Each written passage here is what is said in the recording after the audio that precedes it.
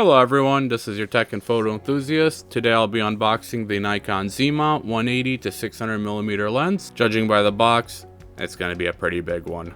Let's get started. So when we open the box, we have another box. How great.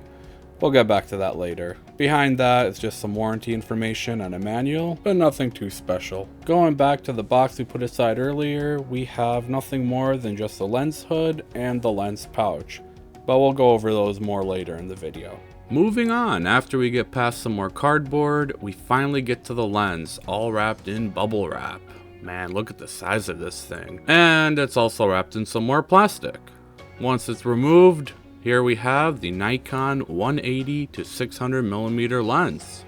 Moving on to the specs of this lens, the lens has a focal length of 180-600mm with a maximum aperture of 5.6 to 6.3. The minimum aperture is 32 to 36. It is an FX lens, which means it's meant for Nikon's full frame bodies, although it can also be used on a crop sensor body, of course. The lens also has built-in vibration reduction, or image stabilization as some know it, up to 5.5 stops. The filter size is 95mm. The lens also has a switch to go from autofocus to manual focus, along with a focus range limit switch, which can give you either full focus range or 6 meters to infinity. The lens also has 4 function buttons that are programmable, but keep note, when you program one of them, that program is shared among all 4, so you can't have 4 different programming settings. The tripod collar is removable, and it has a locking lens hood, and then it's got a customizable control ring, which is defaulted to just focus control, but can be programmed to be other things. The lens does come in at 12.5 inches long without the lens hood, and weighs just under 69 ounces. Yeah, so here we have everything that came with the box, from the lens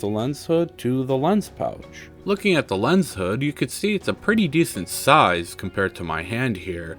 The lens hood itself actually feels pretty solid and durable, and on the side we have a nice locking tab, so you don't have to worry about it being knocked over or accidentally sliding off whenever you're working. Finally, we have the lens. In roughly the center, we have the zoom ring.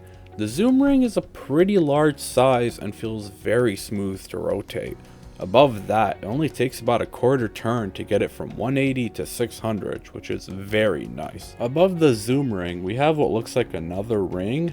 However, it's just a textured area that doesn't really do anything. Below that, we have the 4 programmable buttons. Keep in mind that they do share the same programming, so whatever you set one to be, the rest will be the same. However, there are 4 buttons in total, with 1 on each quadrant of the lens, so you can easily press them regardless how you're holding the lens. Moving to the bottom of the lens, we have the programmable control ring. On my Nikon Z9, this ring is defaulted to be the manual focus ring. However, you can always program it to control other things, such as your aperture. Last but not least, we have the tripod collar of the lens. The tripod collar can be adjusted by the thumb screw right over here, and then something interesting about this tripod collar is that it has these eyelet looking things on both sides of the tripod collar. Looks like they're meant for maybe a shoulder strap or something to clip onto, but I'm not really sure. Continuing with the tripod collar are the little indicators to let you know the positioning of the tripod collar.